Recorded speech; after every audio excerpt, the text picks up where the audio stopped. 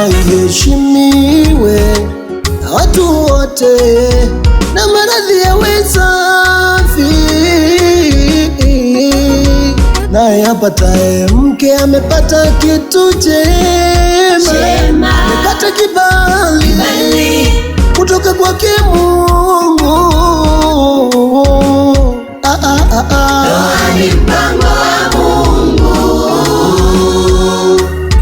Mwanaume ataacha wazazi wake, mwanamke ataacha wazazi wake, wataambatana pamoja.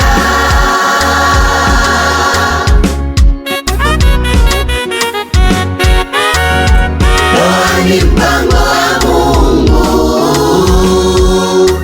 Mwanaume ataacha wazazi wake, mwanamke ataacha wazazi wake, wataambatana pamoja.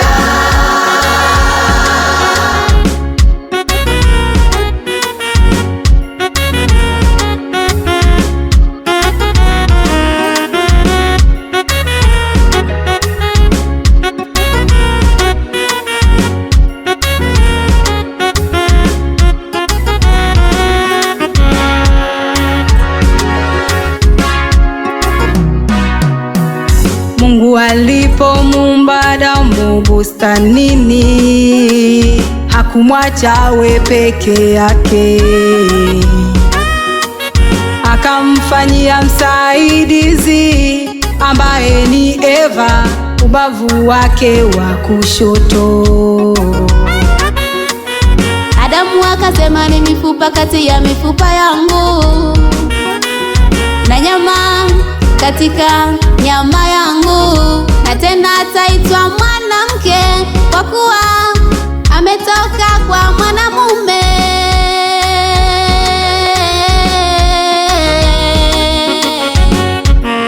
Enyi wawili mmefanya maamuzi mazuri, mmetimiza agizo la Mungu Baba.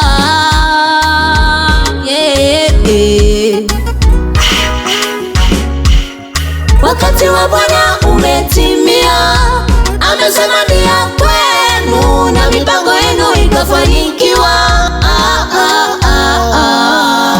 Ndoa ni mpango wa Mungu. Mwanaume ataacha wazazi wake, mwanamke ataacha wazazi wake, wataambatana pamoja.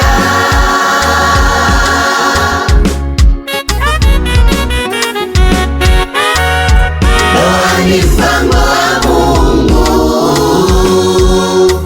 Mwanaume ataacha wazazi wake, mwanamke ataacha wazazi wake, wataambatana pamoja.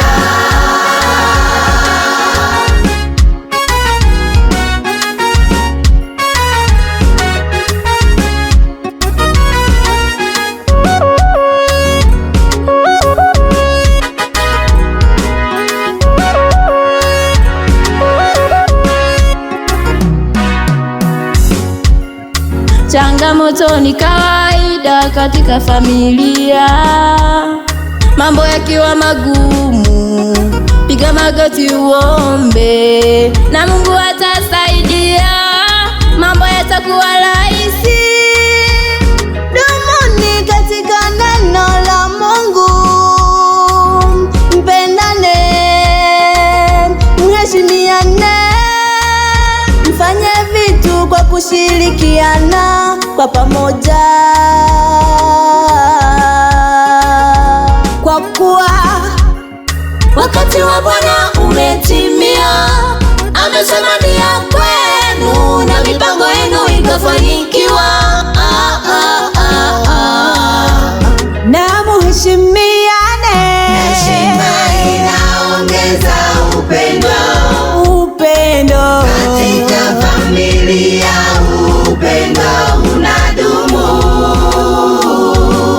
Iweni na upendo kama yeye, upendo na usitiri wingi wa dhambi. Mkipendana ndani yenu mtasameheana. Na muheshimiane. Heshima inaongeza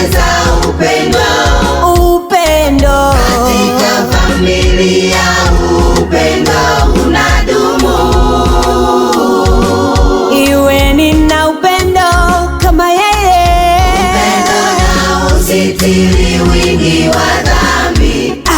Mkipendana ndani yenu mtasameheana.